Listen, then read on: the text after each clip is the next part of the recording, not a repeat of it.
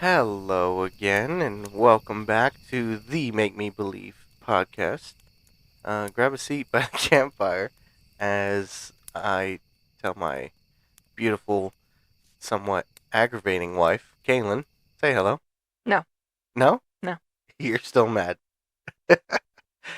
Some scary stories in the efforts of making her believe.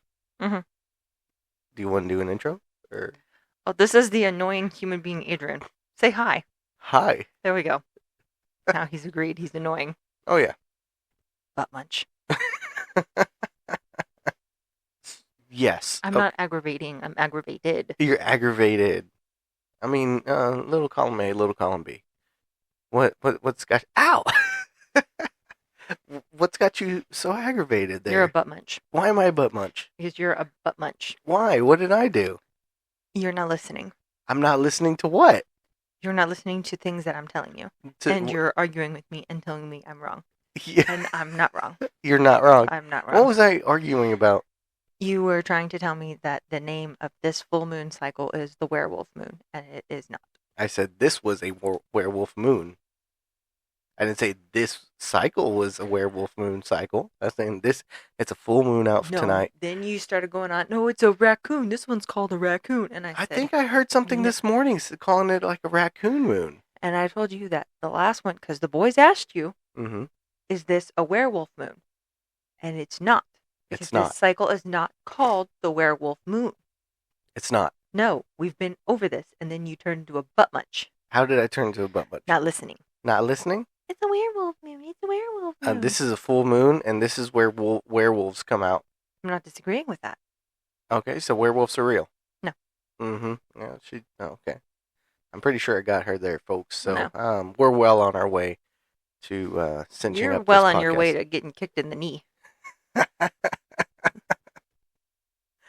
Anywho, how are you doing today?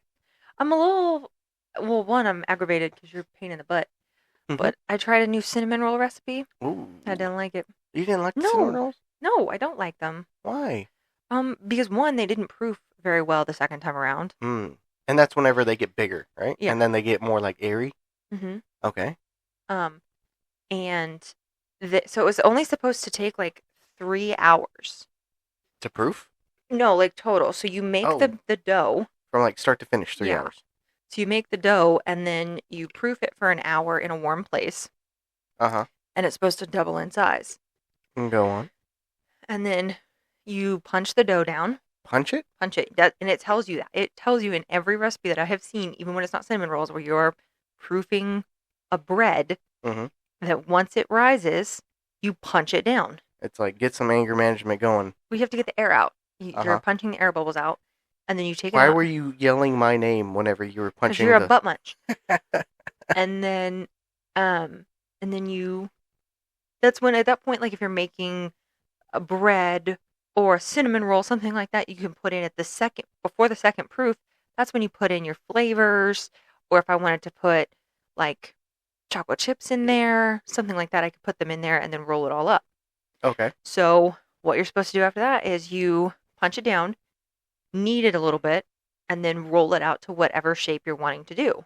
I roll this out into a large rectangle, and then I put my butter and my cinnamon sugar mixture on there, my brown sugar and cinnamon mixture, I should say. We've changed this podcast to a baking podcast, by the way. Yes. I don't know if anybody else got the memo. Dude, I so want to do that. Just a baking podcast? Yeah, like, well, I Are just you want going to be like, here, look at my cinnamon... Oh, Shut up. listen to No, my like, cinnamon I rolls. want to do something like that, where I just talk about all the things that, we go through in a day as moms. Mm-hmm. And the Baking things is that we one of do them. to keep ourselves busy. Okay. Idle Because hands make the devil's playground? I know what you're trying to say. That's the little one for sure. Yeah. Today, while I'm in the kitchen, his Mhm. brother's eating lunch, and I'm in the kitchen trying to do. It took me over 6 hours to do these damn rolls, and I shouldn't have. And I Damn. just hear the little one in the schoolroom just going, da da da da da da da da da, choo, doo doo choo, choo choo choo. And I was like, how are you listening if you have not been quiet for the last 10 minutes? And it was not anything to do with school because he was doing science. Had nothing to do with science. Uh-huh. He's like, well, I just finished. And I was like, totally does not answer the question, sir. How are you paying attention if you have not been quiet for the last 10 minutes? I don't know. I'm like, all right, well, I kind of know the answer to that and why we're not doing so well on our tests and quizzes. Oh, what do you know? Oh my goodness. Oh, so the mystery has been solved. Oh yeah, he didn't hold still. He didn't hold still at all yesterday. He didn't hold still at all today. Mm. I mean, the only time he doesn't even hold still during art, and he likes art. Mm-hmm.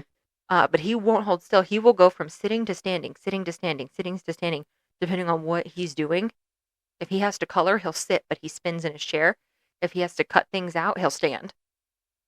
And then on smaller things, he'll sit. So, but I made these cinnamon rolls. Mm-hmm. It's just frustrating because I spent all day on this and I shouldn't have. I should not have had to spend it. So I'm frustrated. As you can tell, I'm frustrated Okay. that it did not do as it was supposed to. And then I argued with you about a moon. Yes. And then You're but much. I'm but much. Got Yes. it. Got it. So I'm the dillweed. Also, I'm dissatisfied with my dinner. You're dissatisfied with your dinner? Why? I don't know. Just didn't hit it? Nope. Okay. Weird. Yeah, I'm sad. All right. Well, I mean, like you're baking, whenever I cook, I use my heart when it comes to stuff like seasoning. Yeah. That's how I do it. Very rarely do I pull out like, I need to do this and this and this. Which is easier to do when you cook. Yeah. Not so much when you're baking. When you're baking, you got to be a little bit more precise. I mean, so you say. I don't know. I'm not good at baking. But Maybe that's why. you probably 100% why. 100%. So, yeah, I'll just put the lid on these and the kids will eat them. Okay. Especially if I put, and then the drizzle that they wanted to put on top. I'm like, what are y'all doing with your lives? No, I'm gonna do some powdered sugar, and I'm gonna get some cream cheese, and we're gonna go to town. That's what's up. And that's what we're gonna do. That's what's up. I don't know why you want to get crazy. That's some gangster stuff right there. 3 to 4 tablespoons of milk, and I'm like, why would I want no? Okay. Well, so do you want to talk about scary stuff now? No. Okay. I don't want to talk to you anymore. You don't want to talk with me anymore? No. Right? Is it okay if I just talk to you about these scary things then? No. Okay, fantastic. You're So I'm not gonna go allowed to ahead talk and to me start it. anymore. I'm not allowed to talk to. Okay, well I'm gonna talk into this mic for a little bit. And if you just so happen to hear these scary stories and decide to comment as I read them, that's totally up to you. So. No. Are you ready? Oh hey. I'm telling 3 stories today. No idea if they're longies. You just read through these again? Yeah. To make sure that these are the ones you wanted to tell for tonight? Yeah, I've read them 3 times today. And you don't know if any of them are longies? A little longy. What's the point of reading through them if you don't remember that? Because I don't know. Because I want to make sure that they're still good. Because they could suddenly get bad? I don't know. Maybe the first time read was bad. Is it like a banana? Is it like a banana? Yeah, it immediately goes bad. Yeah. You have a very finite time to tell these stories before they go bad. Yeah, I don't think that's how that works. It's not? No, pretty sure it's not. Well then, maybe it's your I gotta brain. reread some stories then. Maybe it's your brain that goes bad. Ooh, that's a good thing. Well, not a good thing, but a good thought. Mm-hmm. It's a good thought from a good brain. Yes, my brain's perfectly fine. Your brain's nice and wet. Mm-hmm. Love it. 100%. Yep, all the textures and all that. Yeah. Very wet brain. It's a very disgusting looking object in your body. Your Actually, brain? Just like everything in your body. How often do you look at your brain? It's disgusting. How often do you look at your brain to know it's disgusting? I can't answer that question. You can't answer that question? Not at this juncture. Why? Confidentiality agreement. Between who? Again, I'm not at liberty to say. What is going on in this house? That's for me to know, and you did. ... Okay, all right. So, I am so incredibly curious at this point. I have so many questions, but I'm zero answers. You're gonna get nothing. Okay, all right. It's gonna keep you awake at night. It really will. It really freaking will. Yeah. All right, I'm just moving on. Okay, are you ready for the first story? We're My gonna brain go with says yes. you. Okay, all right. Your beautifully wet brain says yes. Got it. All right. So, this story. Okay. This story is called the Belmare Hotel. Bellellmare. Belmare. Okay. The Belmare Hotel. It's by Jeekus 819. Jeekus 819. Jeekus. I had so much fun pronouncing that name over and over and over again. Oh yeah. Oh yeah. Okay. On we go. They call it the Belmare Hotel, but in the backwoods outside New Orleans, people whispered another name for it. The place that breathes at night. You. I heard about it while I was sitting at my kitchen table, editing another ghostless investigation. The footage was just creaking pipes and dust motes. The usual. My coffee had gone cold hours ago, and Donnie, my assistant and self proclaimed tech support for the damned, was asleep in the van, half a beignet stuck in his cheek. That's when the email came.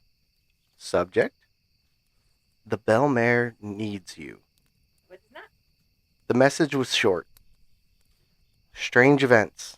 Guests leaving terrified, lights flicker, voices in the walls, woman in a burned dress. Please come. We'll pay double your rate. Signed Carol Rainier, co-owner, Belmare Hotel. Double. That got my attention. When I showed Donnie, he grinned, powdered sugar puffing into the air. Double pay to not find ghosts? Hell yeah. Let's go make Rent and a documentary. I didn't believe in hauntings. I never have. I'm Sammy Arquette, 37, full-time paranormal investigator, part-time skeptic. Donnie believes in everything. I believe in physics, bad plumbing, and how far a desperate business will go for clicks. 3 nights later, we roll up a dirt road lined with moss draped trees, the swamp pressing in from both sides. Fog curled around the headlights, thick as milk. Then, the Belmare appeared through the mist. A 3-story corpse of a building. Its white paint, its white paint peeled gray, balconies warped and drooping. The sign out front swayed on one rusted chain. Belmare Hotel, where history never checks out. Cheery, Donnie said. Let's hope they got Wi-Fi for when the demons start their OnlyFans. Inside the lobby was spotless, but wrong. Overbright, lemon cleaner fighting the damp smell of old wood. A chandelier buzzed faintly overhead. Carl Rainier waited behind the counter. Tall, thinning hair, sweat on his collar. His wife Grace stood beside him, twisting a rosary between pale fingers. Mr. Arquette, Carl said, gripping my hand too tightly. We're honored you came. Oh, that's creepy. I smiled for the camera. We're here to help. He hesitated. Guests? They've been leaving mid-stay. They say they hear crying or seeing someone standing in the halls. One woman said she woke to a figure sitting at the end of her bed. Donnie whistled. Classic haunting starter pack. So, tragic maid, vengeful mistress, or Civil War soldier. Grace's eyes darted towards the east hallway. There was a fire in 1987. A maid didn't make it out. The chandelier hummed louder. Carl cleared his throat and offered us keys.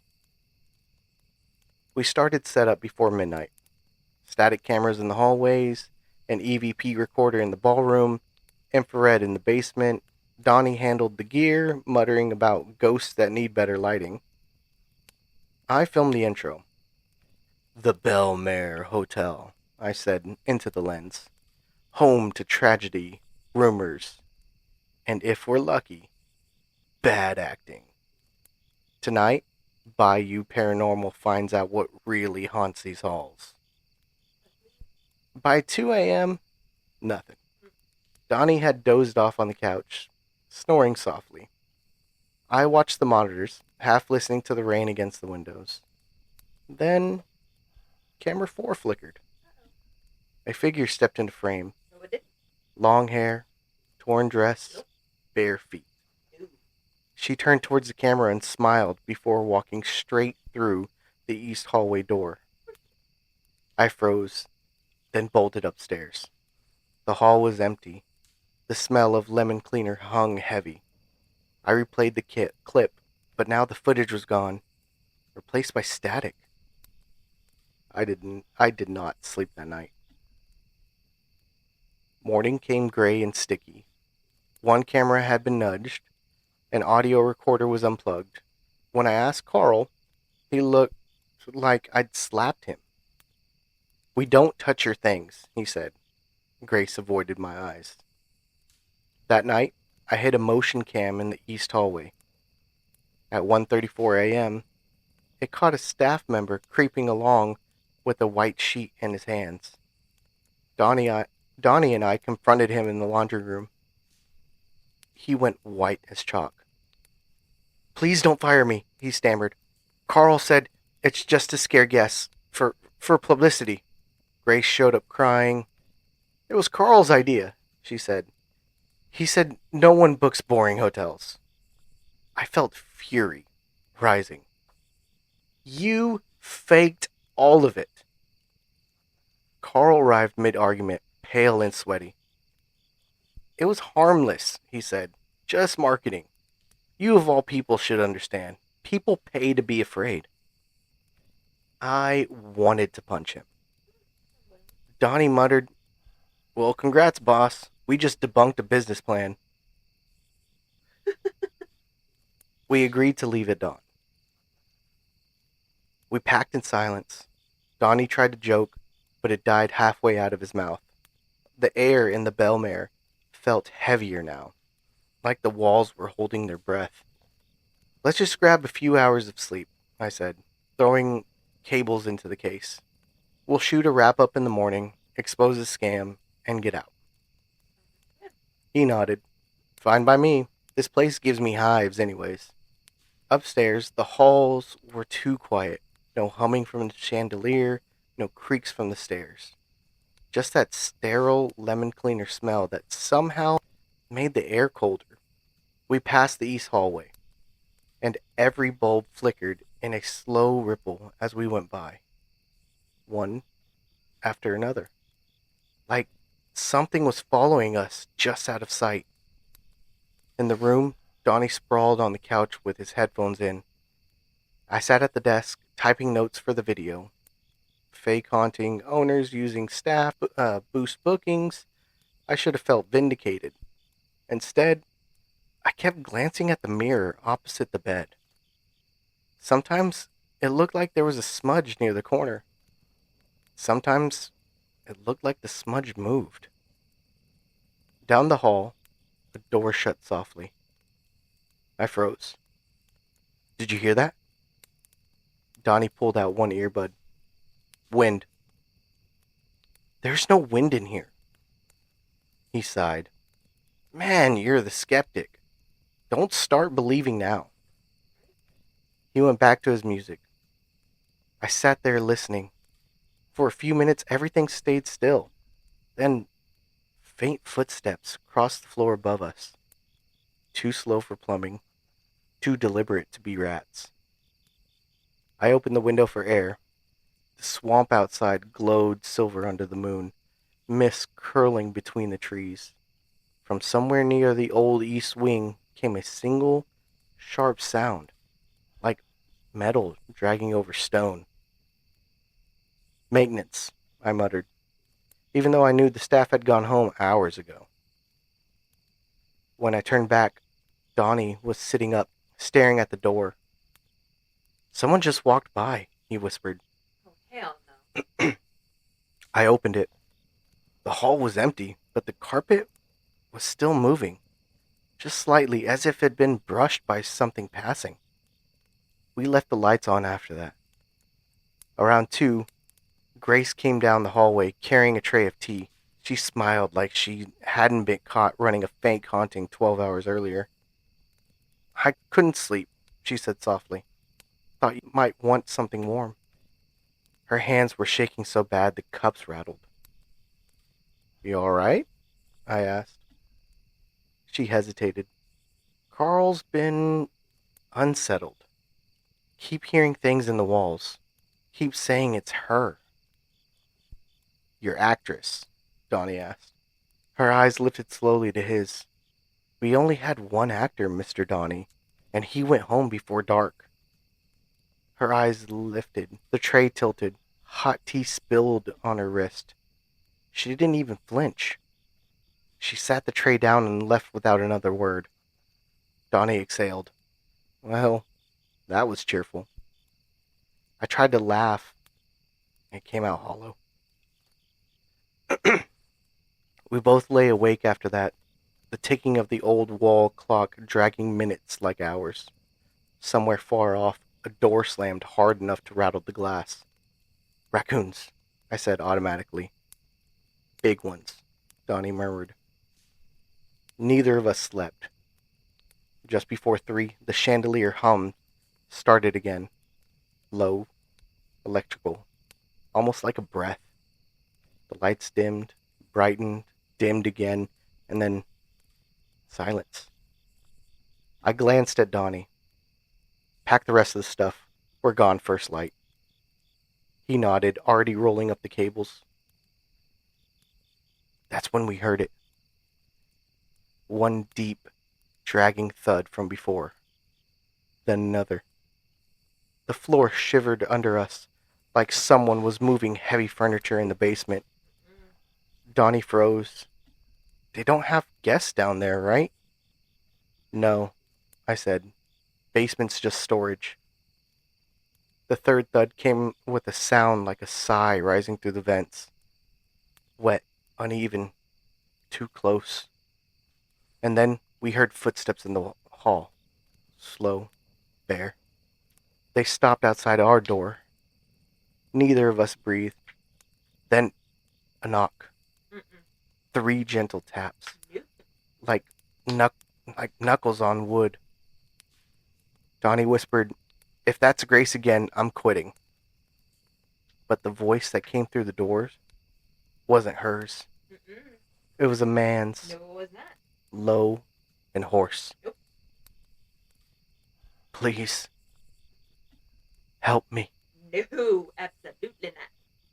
We looked at each other. The knock came again, louder this time. Then Grace's voice far down the hall, screaming, "It's Carl! He's in the basement!" The voice outside our door stopped. The air in the basement was colder, wet enough to sting. The lights flickered, then went dark completely. We followed Grace's sobs down the stairs. Carl was on the floor, twitching. Eyes rolled back. His shirt was burned, like something had seared him from the inside out. The smell hit me. Metallic, sweet, electric. Symbols were carved into the beams above him, blackened, still smoking. Donnie whispered, "They're not yours, are they?" Grace just stared. "It's her," she said. "The fire maid. She's angry." Carl's eyes snapped open. His voice came out in 2 tones at once. One human, one like an echo. No. "You wanted Ghost." Every bulb in the ceiling burst at once. Absolutely. Glass rained down. We ran. Up the stairs through the lobby. The chandelier swayed above us like something had brushed it. The front doors slammed shut on their own. From somewhere upstairs came laughter. a woman's high and warp echoing through the vents. Donnie shouted, "It's a hoax, right? It's gotta be." Then a mirror shattered beside us, and the shards on the floor, her reflection stared up, black eyes, burned skin, smiling. Then I turned around. She was standing behind Grace. No. The lights went out. We woke outside at dawn. The doors hung open, smoke curling from the basement windows. The hotel burned until only the frame remained. No trace of Carl, no trace of Grace. When I got home, I checked the footage. The final clip froze my blood. It wasn't her. It was Donnie, standing behind me, eyes black, smiling too wide for his face. He hasn't answered a call since, and last night my phone lit up with a message from an unknown number. It said, "You wanted Ghost. Now you have one." The end. Absolutely not. Absolutely not. Absolutely not. That's what you got to say about it. Yeah. Now you have one. Carl and Grace are idiots. Carl and Grace are idiots. Mm-hmm. Why is that? Well, first off, you're liars. So. Yeah, and that's the thing that I was like, okay, so he's lying about having a ghost, but he has a ghost. Yeah, but he didn't know that. Did he? Because they had a name for her. Like Grace knew. Grace is not all there. Grace is not all there. No. She's either not all there or she is the mastermind behind it all. Ooh. Maybe she's like the main one that they encounter, you know? I think she's the one who is probably actually the mastermind behind it all. Really? Yeah. Okay. All right. So do you think maybe Grace was the... What if she was the entity all along? Yeah. Yeah? Yeah. Okay. So do you think she was like two sides to the coin? No. Like she was a good entity that was just like there? No. And helping out, and then there was the bad entity that was like hiding in the walls? No. No, she was just it. Yep. She's the bad guy. Okay. All around. She was the bad guy. Yep. Got it. Yep. Okay. So are we talking movie deal with this one? It would be a really good movie. Right? The whole time though, I'm picturing this place looking like a house that you would see in Scooby-Doo.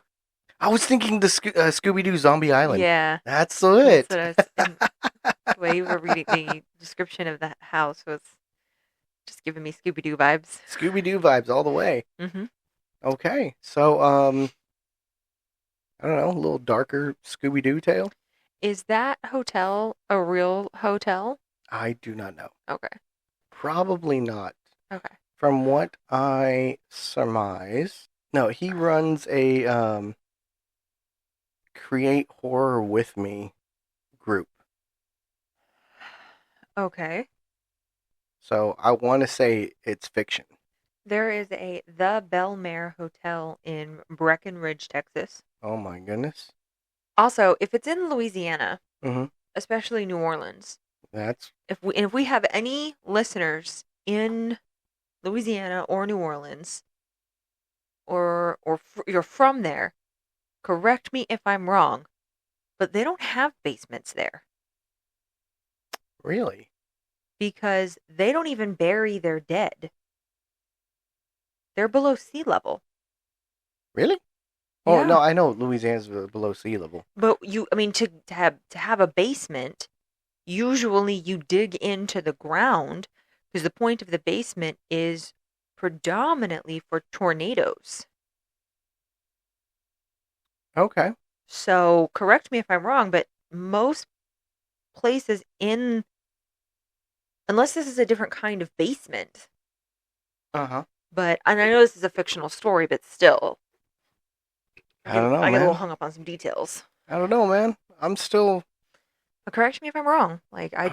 I don't, especially in New Orleans. I mean, Listen, New Orleans is like horror capital. I know. I wish we had more stories. You know what? I'll try to see if I can find some quote unquote true stories from New Orleans Wow, you just throwing that disclaimer in it. because none of them are real. Sure, okay, yeah. Like all of them are fake. Got it. They are. Uh-huh. They are. Right. Mm-hmm. Right. Yep. Okay. Um, wrong. But Whatever. okay. I mean, agree to disagree on that one. You've been wrong before. So have you. Name one time. Okay. All right. I can, but I won't do it on this podcast because I love you. Because you can't. Sure. Okay. Because I'm always right. Are you ready for story number 2? Is it a longie? It is a little bit, it's about the same length as that one. Oh, okay. And that was a decent length. It was a decent length. This one is also a decent length. Um, so, okay. You ready? Bring it on. I just hurt my thumb doing that. He's pretty, everybody. That's all that matters. Okay. So, this one is called The Field House. Yeah. And it is by Meatat. Reddit user Meatat. Meat hat? Yes. MEATHAT? Yep. Have we heard a story from him before? We have heard a story from him before. I read a story from his a while back called The Cottonwood Forest Anomaly. That's the one with that 15-year-old kid that went hunting. Oh, yeah. Yeah. My mom had some things to say about that. Oh, yeah? Yeah, whenever we did something, we always had a code word. Oh, that's smart. That, like, and you're supposed to have that for Yeah. when, if you get hurt and you're sending somebody to pick up your kids know the code word. Yeah. And so I learned that from Naruto a long time ago. Having a okay, code I word. learned that from my parents. Okay. And so we always had one. Mhm. And What was the code phrase? nobody knew it. Uh-huh. Obviously, nobody's supposed to know it. And as she's listening to the episode, she's texting me and she's going, "Nope, I'm not going into those woods." It's like, what? Because I didn't know she was listening. She's like, "What are you talking about?" Because you just will text me random off the wall stuff. And I'm like, "Mom, what the heck?" She goes, "The woods." I'm like, "What woods? What are you talking about?" She goes, "The story with the dad." I was like, "What?" She goes, "The podcast, the story, and the deer." I'm like, "Oh, okay. Thanks for those context clues. Now I know what's going on. Continue." And she's like, "Code word." I'm like, "Yeah." Yeah. She goes, "And guns." "Yeah, Mom. Code words and guns." Well, the gun was used very efficiently in that one. Yes, but he wouldn't have had to use it if he'd had the code word. Or would he have had to, or would he been able to use it sooner? He wouldn't have been following the voice into deeper into the woods. Well, he made it out. Yes, he did. But my mother was not thrilled with that child's life decisions or the parents' decisions to leave him in the woods. Okay. The Field House by Meatat. Reddit user Meatat. The field house only has 3 corners. That's what David told me on that cozy October evening. It was the 27th, I believe. We had been brainstorming all afternoon about what to do for Halloween. We felt that we had grown too old to trick-or-treat, but still we were not quite ready to give up on celebrating our beloved holiday. We could watch a movie? I had said. But David wasn't too keen on that. Wasn't scary enough, he claimed. He told me that he wanted to do something that would really get us scared, terrified, and that he didn't think we could get that from sitting on a sofa watching yet another slasher. He told me about this place 6 miles out of town, a large grassy field hidden away inside an old pine forest. He told me about this house that stood in the middle of the field, an old house, which, according to him, had been built by a hunter and his family back in the 1600s. One day, he said, for seemingly no reason at all, the hunter had locked both his wife his children, and himself in the basement, and none of them were ever heard from again. Absolutely not. I asked him where he'd learned about this field house, to which he told me that Jack, his older brother, had told him. We could probably convince Jack to take us there, he said. He had always been curious about what's inside. It's a shame he's a massive coward. David laughed. I didn't know Jack all that well. He was a senior, and both me and David were freshmen. I had seen him a couple times when visiting David, though, and since he was the only one of us with a driver's license, we agreed on asking Jack. What do you mean when you said that the field house only has 3 corners? I asked David. Oh, I have no idea, he said. I was just reciting whatever Jack had told me. It was getting late, so we agreed that David would ask Jack to take us there after getting home. We would plan the rest at school tomorrow. Jack had agreed to take us, although he was a little bit reluctant. David told me that Jack had actually visited the field house a few years back with a couple of his friends, but that he had been too scared to even step through the door. Jack doesn't talk about it much, he said. I don't think his friends found anything in there, though. They didn't even do it on Halloween. If you want weird stuff to happen, you should seek it out during Halloween.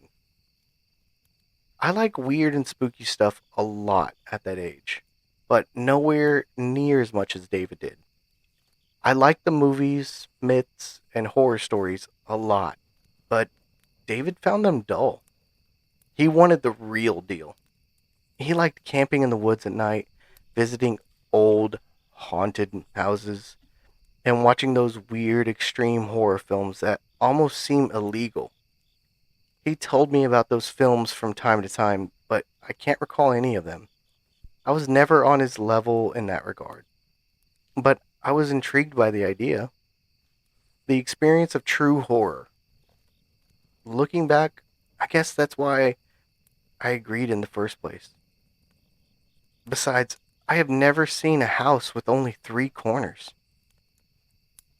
We really didn't do much for those next few days. We had school, of course, but neither me nor David were above skipping the last couple hours.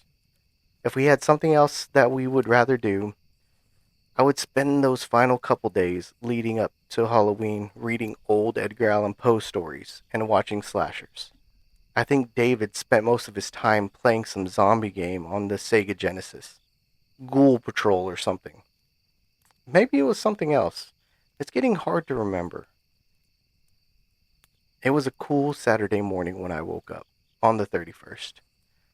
David came over shortly after breakfast, and we spent the day speculating about what the field house might look like. Would it be all rotten and worn?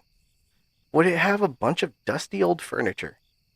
Would the door to the basement be unlocked? After all this speculating, we packed our things and went to David's place to play on his Sega. Are you sure Jack wants to give us a ride? I asked. Doesn't he have any plans himself? David laughed. Of course he doesn't have any plans. He's a total dweeb. If anything, we're doing him a favor by getting him out of the house. We drove out just as the sun was beginning to set. David insisted it needed to be pitch black out if we wanted anything to happen. Me, having gotten myself placed thoroughly in the spirit of Halloween over the last couple days, agreed. About 10 minutes after leaving David's place, we were parking at a gas station parking lot right outside the pine forest. Jack told us that the field house could be reached in a matter of a couple minutes, but that he didn't want to come along with us. Something about needing to do some homework. Sure, Jack. Homework, David said. Anyways, thanks for the ride. We'll be back in an hour or so. We grabbed the flashlight that we had brought along and headed into the woods. It was still early enough that we could see clearly without needing to turn on the lights. And sure enough, after having walked for only 5 or so minutes, we reached a large barren field. There was hardly a sound to be heard as we stepped out into the field. No birds, no buzzing insects. Nothing besides the calm rustling of the tall grass around us.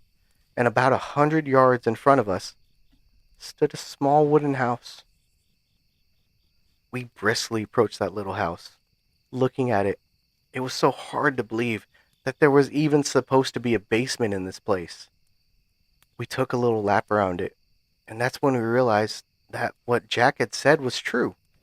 The house appeared to be perfectly square, but as we walked around, we noticed that the old wooden door that served as the only entrance appeared after only passing 2 walls. I was, to put it mildly, very off put by this, and I had no desire to enter the house. I looked at David, hoping that his expression would mirror mine, but the boy was smiling ear to ear. Well, isn't this just the strangest thing? He said. Come on, let's go inside. We went inside. There was only one room, but it was completely dark, as there was no windows to let in any light. The room appeared to function much like the outside. It looked like a square, but there were clearly only 3 distinct corners. It's difficult to explain, especially since so many years have passed. But even when standing with my back to the door, there would only ever be 2 corners visible at once. We knew that there must have been 2 out of view, but no matter how we turned around, trying to look at all the corners at the same time, we can never describe more than 3. Suddenly, David said something odd. Hey man, I think I see the basement door. No, you don't. No, you don't. I asked him what he was on about. The only thing in the room, as far as I could tell, were a couple loose planks and sticks laying on the ground. Yeah, no, man. I definitely see it. It's right over there, he said. He pointed at one of the walls. An empty, barren wall. I'm about to go down there, he said. I was half laughing at this point, assuming that he was just pulling my leg, as he so often did, when I heard a loud yell from outside. Time to head back, boys. It's getting really dark, and this place gives me the creeps. Phew, it's just Jack, I said, relieved. Jack went home. All right, David, guess it's time to go. Real strange place you decide on here.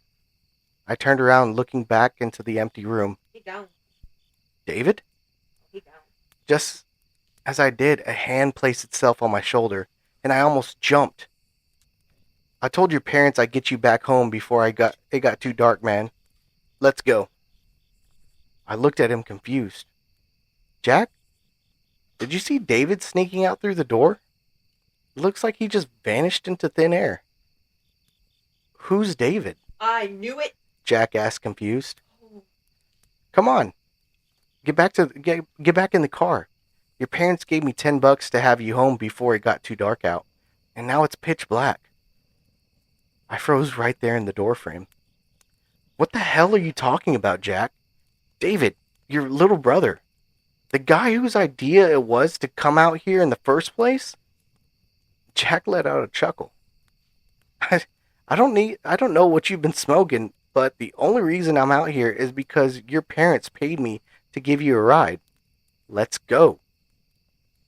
Jack turned around and started walking back to the car. I waited a bit, looking frantically in and all around the house before running after him, afraid that he would go out of sight and I wouldn't be able to get back. Even now, even after all these years later, as my memory of David are slowly starting to dissolve, the last question still lingers with me. That final conversation between me and Jack in the car.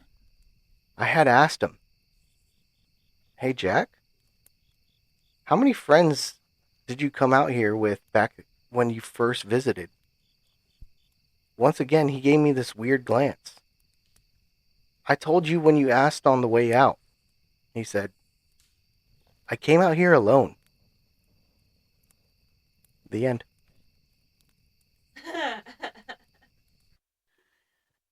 saw that coming. Um, as soon as he saw the basement door and this other kid didn't, I was like, oh, he's gonna disappear and nobody's gonna remember him. Like turning around, disappeared into thin air. Oh my gosh, because Jack went home. Yeah. No, Jack stayed at the car. I thought he was going home. He had homework to finish No, and he was he gonna was. come back. No, he was going to stay at the car because he was going to do his homework. Oh, okay. For some reason, I thought he went home.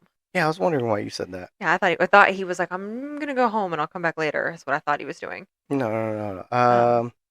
Also, I was picturing this house looking like a triangle, Right? 3 corners. 3 corners. Oh, It looked square, but whenever you got in there was only 3 corners. Well, if you think about it, when you're in a room, you can only see 3 corners. Oh my goodness! I'm sitting in this room looking at 3 corners. Yep, 2. Yeah. 3. That's strange. Yeah. The house only has 3 corners. The room only has 3 corners. Mm. But so you could also do it like you could have a corner, and then that could go into this like circle. Oh, a half circle? Half circle. And then bam. Because like the half circle could then connect. Yeah, it makes an L and then a half circle. To another. Oh my goodness. Corner. I was in a padded room like that once. I'm not surprised. Just kidding. It was completely circle. That was good. That was a good story, yeah. Yeah. I don't like it. I enjoyed it. This dude likes the woods. Yes, he does like the woods. He's got a bit of fascination there. Meat Hat, you've done it again. We are absolutely. Yeah, I don't go to haunted places, alleged haunted places. I don't go to mysterious places in the woods. You don't? No. What? No. Since when? Ever. What? Never. Oh my goodness. I've never had a desire to do any of that crap. But really? You know what? I'm going to be honest with you. David was kind of a dick. David was kind of a dick. He was not nice. So, you know what? Maybe the house did everybody a favor. I'm just kidding. That's mean. That was mean, but he was not nice. I will I'll admit I enjoyed it. He just was not a nice person. Okay. Well, seeing as we're already approaching the hour mark, you just want to get into updates and I thought you had a third one. I do, but it's kind of long, so it's either we go You're going to deprive the people of a third one? Oh, wow. Okay. All right. I didn't. That's fine. Oh my gosh. What? My mother told me camping, Saturday morning, 60 degrees, Sunday morning, 45 degrees. Okay. It's going to be flipping cold, man. It is. All right. So you ready for story number 3 then? Oh my gosh. Bring it on. Okay. This story is titled The Man with Black Eyes. No. I don't think it was human. By Reddit user Jesus Saves Souls. I like it. Okay. I like it. That's a great username. Okay, ready? Bring it on. All right. So this happened to me 15 years ago now, but this has baffled both me and my dad, and we talk about it ever since. We went on holiday to America and did a Las Vegas to Cali trip because we had family friends there, so it was cheaper. We are from England. Once we stayed in California, we drove down to San Diego and spent the day there and went to eat out in the evening. We went to this place, I can't really remember now. I could probably Google Maps it, but CBA. It was like an open area with lots of different shops and restaurants, but it was very busy and there were lots of people walking around. But it was dark by this point and it was fairly late at night. There was about 10 of us eating out, and we picked a place to eat, but then it happened. Me and my dad were stood at the back of the queue to wait to get into this quite busy restaurant. And randomly, this guy comes out of nowhere, even though I sort of watched him walk towards us. He was wearing an orange-yellow t-shirt with some sort of emblem written on it. Standard looking. And dark colored shorts. He had a big belly on him and looked native or Latino.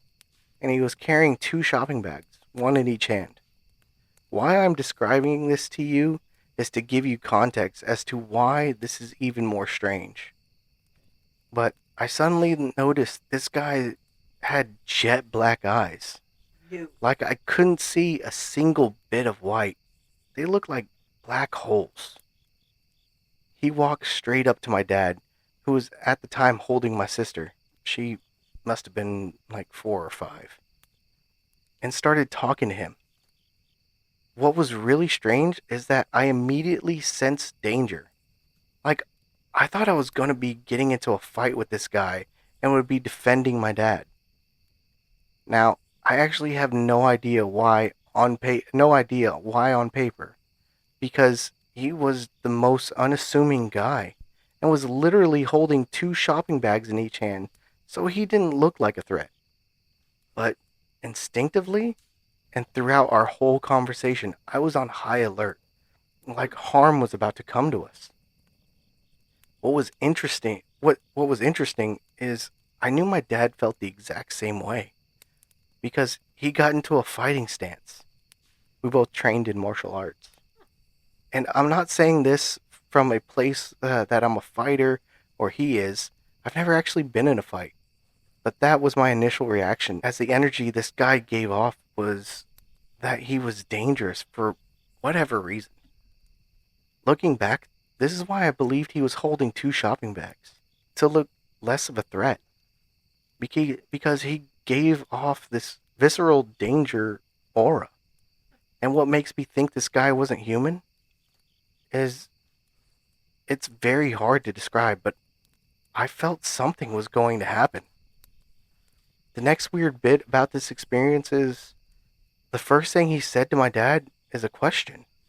And he says, "What is the difference between mankind and humankind?" And what's so weird is that I was really concentrating to what he was saying and what was going on. But it was like he was mentally blocking me from listening. I know this sounds insane because I cannot tell what he said after that. And that was literally the first line of what he said, and I was watching him the whole time. All the rest of my family and other family friends, for some reason, did not notice this guy, even though they were very close to him. He could say the positioning of where we were at the back meant we were slightly separated, but it's not like we were tens of meters apart. You're probably like 3/4 of a meter apart in total. And you would assume people in the queue would see us talking to him or would watch this interaction. But it was like nobody saw him. And that in some way he was blocking them from being seen. When reflecting with my dad after this happened, he said the exact same thing as me and noticed that no one saw him. He also said, which agreed, that he felt initial danger when he walked up and like we were going to get into a fight. He said, which I agreed, it's like time itself changed, like it slowed down almost. And that's what made the interaction possible without him being interrupted or looked at. It was incredibly surreal, and I don't know who it was or what it was we were speaking to. I remember there being long silences, and this man asked my dad questions while he was trying to find answers to them. I have no idea how long this conversation was, but it could have been around 5 minutes or maybe 1 minute. I don't know. And if it was 5 minutes, how did no one notice him?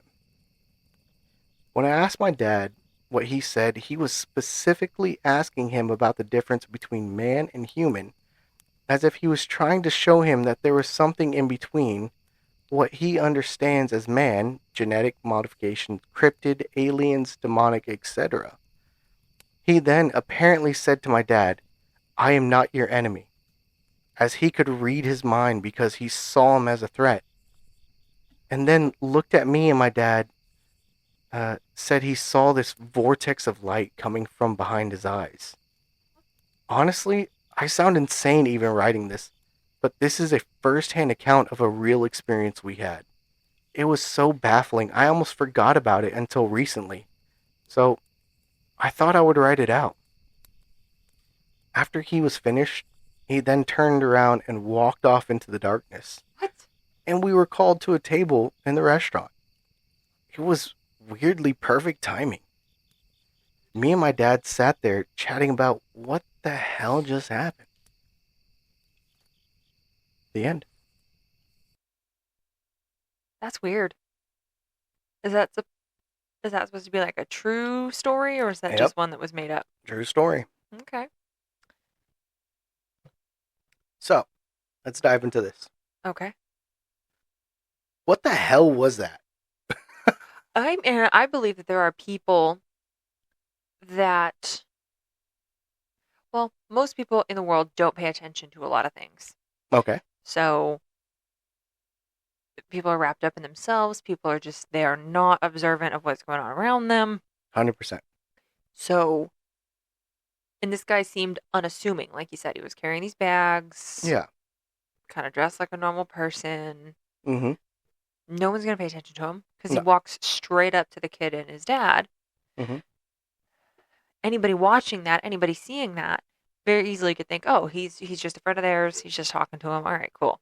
They're not going to care. They're busy taking pictures of their dinner to share on Instagram and TikTok, and But nobody noticed him. but they don't know that though. Like they didn't go around asking everybody in the restaurant, "Hey, did you see that weird guy we were talking to?" Well, I mean, they're with so he said that their group was like 10 people of family and friends.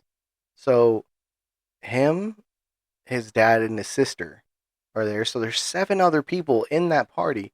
You think that would you dismiss a, what is that? 3/10 of your group? I think a lot of people don't pay attention. And I think some random person could walk up to you and have a full-on conversation. But even so, I would okay, so I've been a part of some large groups. And I have noticed whenever somebody new enters the group, and I will look over, and if it seems You're more observant. if it seems like innocent or just like friendly, Yeah. then yeah, I write it off. But later I'm like, hey, who the hell is that guy? Like as soon as he leaves, I'm over there. Yeah. Like who the hell is that guy? What did he want? Do we fight him? What is happening? I mean, Tell me what car he's driving. I think that there are people that are just so unassuming that you just don't pay attention to them. 7 people are Yeah. 7 people in this group are so unassuming that they can't. There's a child involved. Yeah, but how, I mean, you can think that your conversation was way longer than it was. So maybe that was like a quick, 45-second conversation where anybody who saw that was like, oh, he's just asking for directions or something, or he's just getting in a restaurant this bit of information. Okay. I mean, I'm presuming this restaurant was in Vegas, but that's just me. No, he said it was San Diego. Oh, okay. Yeah, they were in For California. some reason, my mind just stayed in Vegas. You heard Vegas I and did. you're I was like, like, this is where I'm at. "Viva Well, because I Las hate California, Vegas. so Viva Las Vegas. if I have to choose between the two, I'm choosing Vegas over California. So Let's go for it. All right, round 3. So that's Let's just where my brain went. Mm-hmm. You need a do-over in Vegas. I do. The last time tried to kill me. Yeah, that's fun. No, it was not. Not for me. Yep. My Christmas sucked. You're dying in a hotel. On a very uncomfortable bed too. Yeah, you're dying in a hotel room on an uncomfortable bed. I get propositioned by a prostitute. Yeah. Great times. Yeah. Mm-hmm. We did get to go back to Gordon Ramsay's restaurant, which was fabulous. Yes. I would have really loved to have been able to go to that, like that adult jungle gym. Okay. All right. Thank you for finishing that sentence. Because it was the one where they'll give you like a wristband for alcohol, and you're like, it's a giant playground for adults. Yeah, I wanted to go to that. And somebody you wouldn't let me. For me. You wouldn't let me. I said we can go, and you were like, no, we're not going. You don't feel good. You basically had walking ammonia. I did have walking ammonia. And then, but they gave us the refund. Yes, they did. So very, very minus whatever fee they needed, and I was totally fine with that. Yeah. The Disney immersive, refused. Yeah. They said no. Oh no, we had to go see a interactive Nightmare Before Christmas showing. Yes. Which was fun. I just wish it had been a little warmer in there. It was a little chilly in there. Yeah, and I was not in the mood to be cold. No. I didn't didn't have get to go to blanket. Meow Wolf because of that. I'm I wanted to go to sorry. it. We could have bought tickets to go right in there. I know, but Like you were dying. $45 too, though. Yeah, I A know. piece. You were dying. I was. It was not pretty. It was No, not good. you're just there and you're just Like- through the whole movie. I'm like halfway through this, and I'm like, can I just want to go home. It was super cool. They made it snow during They the did. movie. There was a light show. Yeah. It was really cool. I thoroughly enjoyed my Yeah. time there. I wish that I'd been able to enjoy the dinner more because we got dinner too. Uh, But anyway, So but now to let's the go. story. Yeah, let's talk about what do you think this guy was? I mean, I think he was human. I just think that there are people that they give you the heebie-jeebies. That's 100% correct. I used to clean windows for Great Clips. There were 10 Great Clips in the Dallas area that I used to clean. Mm-hmm. Why are you making this damn face? I thought of something and I'm just gonna move past it. Ow! What? What? What? What? Just people that give you the heebie-jeebies. I would say your ex. He gives you the He heebie-jeebies. gave me yes. the heebie-jeebies. It was creepy. I'm used to him, so I mean, Yeah, all right. he He was waiting on Stockholm syndrome oh to take my hold. gosh. I will say we're not gonna Name names. because we don't do that, but we could be in a freaking coliseum Mhm. of tens of thousands of people, and this has happened. This is not me just speculating. This happened. Yeah. That no matter, and I'm gonna preface this. This person, he is a nice person. Sure. Okay. I mean, he's a very nice person. I'm not going to take that away from him. I have known him for a very, very long time. He's a good person, Okay, sure. but he did somewhat push the boundaries of creepiness. Oh yeah. Because in a coliseum of thousands and thousands of people, tens of thousands of people, Mhm. wherever I was sitting, he would be either in that same That's me. I was. he would be in that same section because Uh-huh. I mean we're in a coliseum of like where you go to watch a professional basketball game or hockey, something like that, so they're all labeled, you have like Yeah. 212 whatever, so in a section like that. Mhm. I would be in my section because I'm not one. I don't get in line at dark 30. That's not my jam. Yeah. And so I get there and I go to my section, and no matter what, I may not have seen him for a week and a half, has no idea where my hotel is, has no idea Sure. who I'm riding with, nothing. Mhm. But then magically would be 3 or 4 rows up and a couple seats over from whatever section I was sitting in for years. Uh-huh. Years. Yeah, like that's an accident. So that one, Yeah, sure. He didn't know what hotel you were at, and he didn't know who you were riding with. no, sometimes he didn't, because I mean, sometimes I wouldn't know until a couple days before. Oh, but he would. Possibly, yeah. But anyway, so I think there are people out there that can give you the heebie-jeebies. 100%. And I think that there are people that are so unassuming in their heebie-jeebiness Mm-hmm.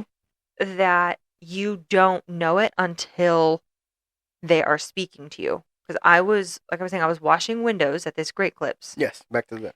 And and this one's not a big location. I had a couple small ones, mediums, and then a really, really big one. But this Okay. one was this was just a storefront in the middle, so there were no sides. It wasn't on the end of the strip Yeah, mall. it's just a couple. It's just yeah, a couple windows that you did in front of the Great Clips. Yeah.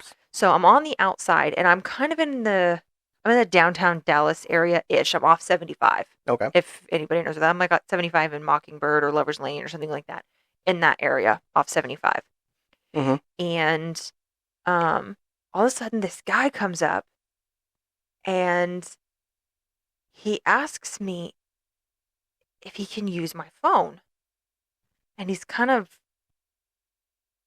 grungy looking. Okay. And I'm like, he kind of appeared out of nowhere Mm-hmm. at the same time that I'm like, because I'm observant. And I'm like, what the Then, no, sorry, can't use my phone. My phone's broken. Oh, no, I mean, my phone, no, you can't. But I didn't want, you have to, I didn't want to tell him my phone was broken. I didn't want to tell him my phone was dead because then, you know, Yeah. um, but then he's like, oh man, he just starts telling me his life story. I'm like, I don't want to hear your life story, dude. He had just got out of prison. I was like, bro, you probably should not walk up to a single lone female. Mm-hmm. He wasn't trying to sell banana bread? No, he wasn't trying to sell banana bread. No, I know a guy used to do that. His name was George. Yeah, Nice. I remember Yeah, him. super nice guy. Yeah. I think he may have gone back to jail, prison, one of the two. I don't know. Oh, man. Yeah, that sucked. But yeah, so, and then there was another one. He did some sort of work or something. Mm-hmm. His name was John. And he was like, hey, do you have a card?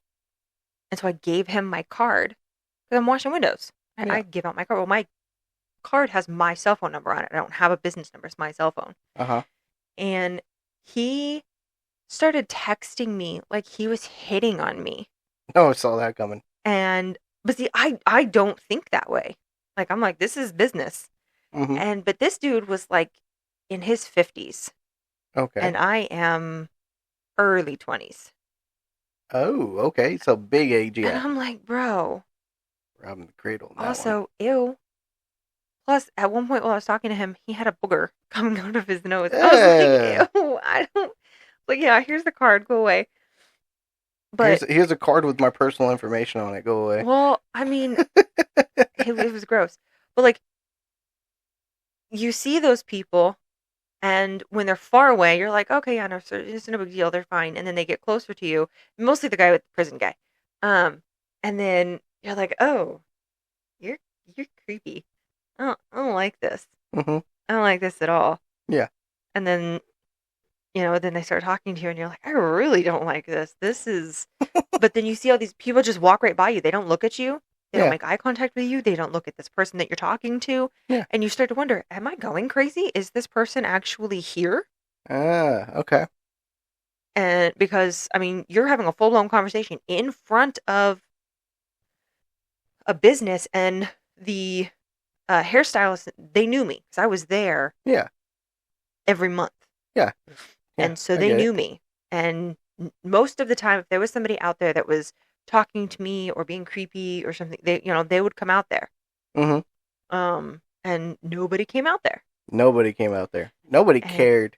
And that's so rude. Now I always have some sort of weapon. I've got a knife or pepper spray or something. So a lot of time I'll put my hand in my pocket to put it on my knife, or I'll keep it at the time I had pepper spray. Or actually, that one was mace, my keychain. Mm-hmm. Because I don't think I was old enough to carry a gun yet. Mm. But so I think that you can have conversations with people, and they give you that heebie-jeebie vibe, 100%. And nobody else is really paying attention. Okay. So now, what about the eyes? Contacts. You think contacts? I think there are people that also do that just to scare the ever-living snot out of people. Oh, there's people with eye tattoos. Oh my gosh, that's disgusting. Please, no. Yeah, so I think there are people. I think that's the step. That's the part where I'm like, oof. Yeah. That's. Yeah, so I mean, I think you could. I mean, there's like a 10% chance you go blind from that. I'm good with. How about 100% chance I don't if I don't do it? Fair enough. I mean, you have gorgeous eyes, so. Thank you. Very bright. Sometimes I've been told that when I'm angry, they turn into like blue fire. No, a little bit. Whenever you're sad, they turn green. Aw. But I think there are people who are unassuming. Mm-hmm. That you don't realize are creepy. Mm-hmm. That will do stuff just to get a rise out of people. But see, I'm still binge watching Criminal Minds, so I think everything is, somebody's trying to be a psychological crazy person. Yeah. Or. No. Or. No. Or. What? It's an entity. No. 100%. No. 100%. What if that was the ambassador entity? That's like, okay, here is my trial run. I am going to go talk to these people. I know that our race, our species, no, is a little frightening to look at. But if I go and show them just a glimpse of us and talk to these people and let them know, hey, we are not your enemy. We are here. We love you, and well, we're here. Don't be afraid of us. We want to be a part of What is this. this episode of Doctor Who? I don't know. No. Maybe No. it's a reptilian episode all over again. No. Matt Smith. That's your doctor. Oh, I love Matt Smith. That's your doctor. That's my doctor. Oh, no. No, you said Peter Capaldi was your doctor. No. I like Peter Capaldi. Who's your doctor? Matt Smith. Matt Smith. Yeah, we agree on that. Yeah. Yeah, Matt Smith was my doctor. Yeah, that was the first one I ever watched, really. Me too. You made me watch the first season, ish. With Christopher Eccleston. Yeah. And then you, for some odd reason, skipped the Ninth Doctor. I had a reason. I don't know why. It was a terrible idea. The reason was you were insanely lost. And then I'm always lost. It's Doctor Who. You were very lost. But the first episode with Matt Smith, the 11th hour, explains Doctor Who in a very great way. And that's actually how it got introduced to me, was watching Matt Smith. Which Doctor did you skip? I skipped Tennant. But don't worry, we went back. Yeah. Nobody crucify me. Anyway. This is not a call to arms. And this is, so we're not in a Doctor Who episode, so it's not an entity, it's a human with context. Gotcha. Okay. I win. No. Checkmate. No. We're going to move on to updates. Checkmate. Okay, so you have some updates. Yes, I have some updates. Is this, because you said you had a surprise for me. Is the surprise come in this update? In the updates? No, the surprise will be next episode. You said this episode. I know. I thought about it, and then I moved. You liar. I know. Call to arms. Oh, no call to arms. Call to arms. Yeah! That's what I'm trying out for that. No. No? Okay. Whatever. Okay. So what do you got for me for updates? Okay, so update number 1 comes from Dungeon Marshall himself. No, I don't like him. He's the author for Candy Corn. And if anybody looked at the pictures, they were awesome. Yes, the pictures that he dropped on that I posted on Instagram, they were completely amazing. Loved them. They were awesome. Just amazing. 100%. So I sent him the second episode, and his story was Mr. Sticks. Yes. Very creepy. I loved that ending. Yeah. I didn't. So his story. That's why I don't like him anymore. His reply. No, you don't like him because of what's coming up. Yes. Said his reply was, I sent him it, and he goes, "Thank you. I'm glad you enjoyed the stories. I'm doing my best to improve as an author. You're doing fantastic, dude. You're crushing it. I hope to get something published someday, or maybe a short film of Candy Corn made. Little winky emoji. That's what we pushed on. Call my sister. Let's do it. Okay. So he told me, I just finished the episode. Well done, and thank you again. Side note, your wife should write a report on Edward Gorey, because you didn't know who he was. I did not. I still don't, but I'm starting the research. Okay. So the reason we say that is because he said that his stories were a mashup between Tim Burton, Edward Gorey, and H.P. Lovecraft collaboration. Mm-hmm. So you knew 2 of the 3. I knew 2 of the 3. Yep. Edward Gorey. See, if I had to write a report on, are you writing a report? I'm doing the research. Okay. All right. Dungeon Marshall, she's doing it. But listen, if I had to write a report on every person that I don't know, I would never do anything else, because there are so many things that come out of Adrian's mouth. Me? Yes. That are, you don't know who this person is? I ain't got a clue. I just heard, what movie is it that I just hurt your feelings on? That everybody has to watch every Christmas? Oh, is that the National Lampoon? Yeah, National Lampoon's Christmas Vacation. Oh my goodness. Yeah, well, whatever it is, I've never seen it. Oh my goodness. I've never seen any of the National Lampoon movies ever. Wow. And I don't care to. Which is interesting, because I actually don't really care. I like Chevy Chase, but I don't really care for him at the same time. Wow. Okay. I know. You want me to... I'm gonna skip past this because you're hurting me. I know. I'm going to hurt you again in a minute, though. So the tears are real. Okay. Next update is from Eastern Ad 7411, and she said, You're welcome. I have more stories coming, and you can check out the one I already posted. Thank you, and I followed your channel. Oh, thank you. You guys are entertaining. Great job. Oh, thank you. Welcome. Thank you very much. We agree. We really do appreciate the kind words. Yeah. Um, And the and good story. that was a great story. I loved it. Yeah. I thoroughly enjoyed reading it. Let's see. And the final update from me is we just passed 400 streams and downloads. Woohoo! Woohoo! 400. Thanks, guys. Woo! And we're in more countries now too. Yes, we are. Let me pull up the. And while you're pulling that up, I'm going to talk about the sweatshirt I'm wearing. Oh yeah, we got some the Make Me Believe podcast merch. I'm talking about it. Oh, you're talking looking up okay, stuff. I'm looking up Why stuff. are Sorry. you talking right now? I don't know what's going on. Oh Just my ignore what I gosh. said. Act surprised, everybody. Okay, so the other day, This is taking forever. Keep going. on Sunday, Uh-huh. My sister-in-law, Alex, Mhm. she came over because she had been, for a couple weeks now, she had been designing kind of a logo for us. Mhm.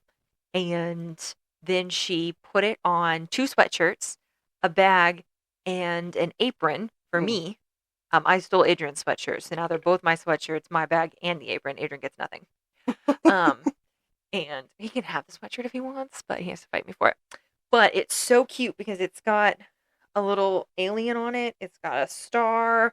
It's got Bigfoot, a fire, ghosts, and then it's got the name of the podcast underneath it. We'll post a picture of it, but it's super cute, and we love it so much. And thank you, Alex. You're the best. Favorite sister.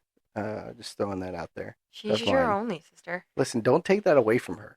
Okay? She's gonna say that. She'll be like, "I'm your only sister." We get that. We both say stuff like that because of our mother. She comes up. She goes, Adrian, you're my favorite son. I'm like, Mom, I'm your only son. Yeah, but Alex is my favorite daughter. Yeah, there you go. So, okay, so we are now. Here's the analytics going on on all platforms. Exciting. Well, at least all except for YouTube. I don't know who we're listening. Yeah, I don't know that one either. Oh, I've still got to put that video up. My bad, guys. I've been trying to get that up, but this week has been not fun.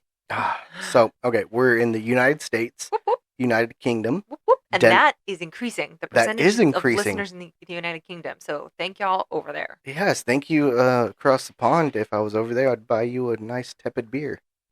I would not because I don't drink beer. Yes. Okay. Denmark, whoop, whoop. Spain, Germany, Canada, all right, Mexico, Poland, Russia, the Netherlands, Italy, whoop. And as Peggy Hill once said, Saudi Arabia. Don't ever say that again. Saudi Arabia. That's cool. If anybody has watched the latest season or the newest season of King of the Hill, that's how she pronounces it, and it's the same as when Adrian hears the word tortilla instead of tortilla. It hurts so bad. Oh my gosh, it's so painful. But I just thought we would share that information. Everybody, please, if you're listening to this, just hit that follow button. So that way we can gain more. I mean, we know who's listening. And I mean, we don't know who's listening. And but even if you don't listen to us on YouTube, you can still follow us on there. Yes, please. Please, anybody. That way, the more that we have there, the more that we can get it to people who maybe don't listen to podcast things on apps and they like to watch YouTube videos or whatever. So, all the things. So we are on all major platforms. Yes. YouTube and all that. Our Facebook page has them pinned to the top. The only one that I don't have is iTunes because I'm going to be 100% honest. I don't know how to use iTunes. I don't know how to look up anything on iTunes.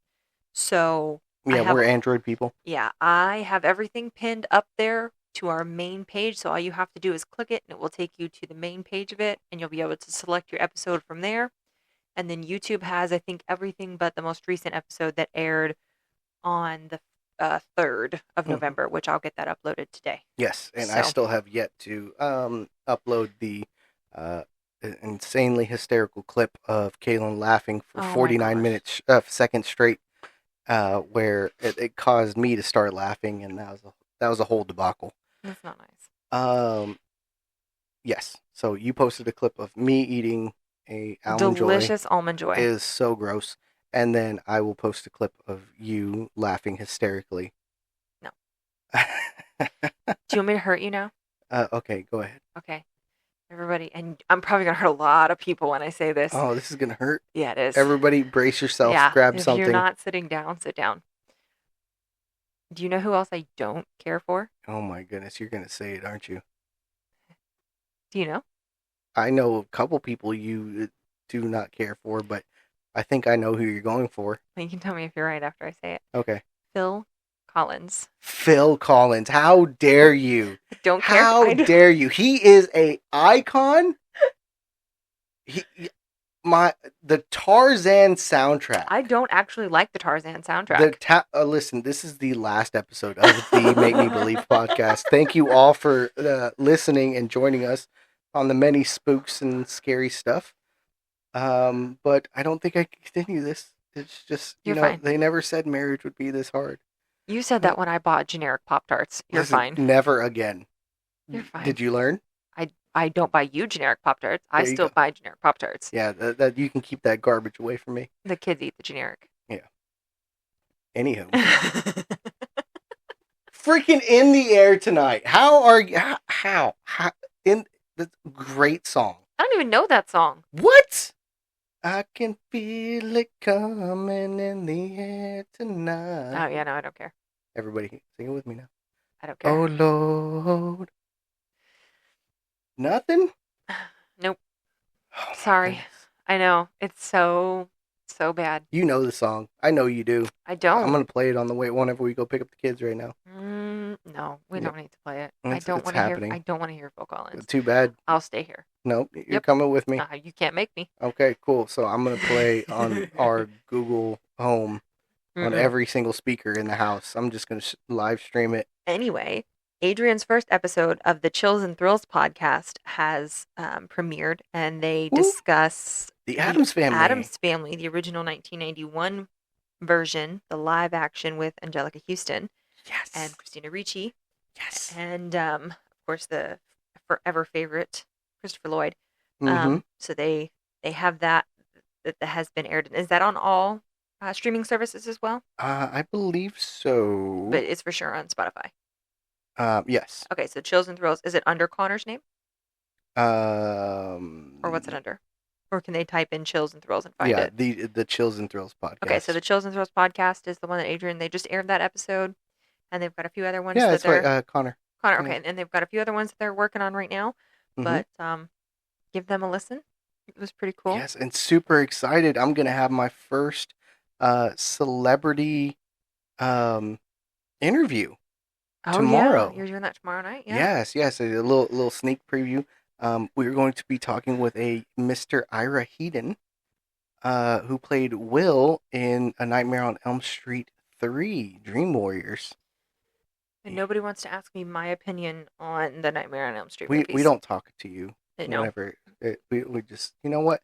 I've hurt you enough today? You've hurt me enough today. Okay. All right. Listen, I'm going to go listen to nothing but Phil Collins for the next 18 hours. So. Listen, I'm sure there's some good songs out there. There's some great songs. How dare you? I am not a Phil Collins fan. Wow. He's... Oh. I know. Mama said there'd be days like this. All right, everybody. I'm going to need some prayers.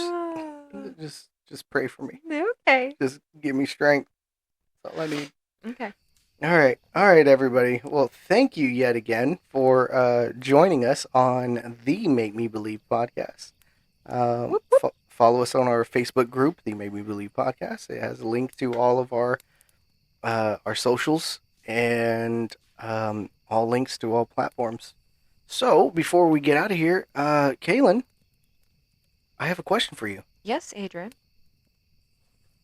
Do you like Phil Collins? No. Okay, well, that one hurt. All right, so let's go a little bit softer on and this. I mean, no offense to Phil Collins. I mean, None whatsoever. Listen, I've heard enough from you. Okay. All right, so I got one more question for you. Okay, what's up? This one just popped in my head, so I gotta ask it. Okay. Do you believe? No. Right. Not even a little bit. Okay, I'm gonna. Maybe next time though. You can try. Okay, so I'm gonna go do some breakdance fighting on the side of a mountain to Next episode work tries out to get me to like Phil Collins. to work out all of my frustrations right now. Yeah, the next episode, it's just gonna be me streaming Phil Collins with her trapped in a room. Yeah, probably. All right. Thank you guys for joining us. Appreciate it. Please give us a follow. Bye. Bye now.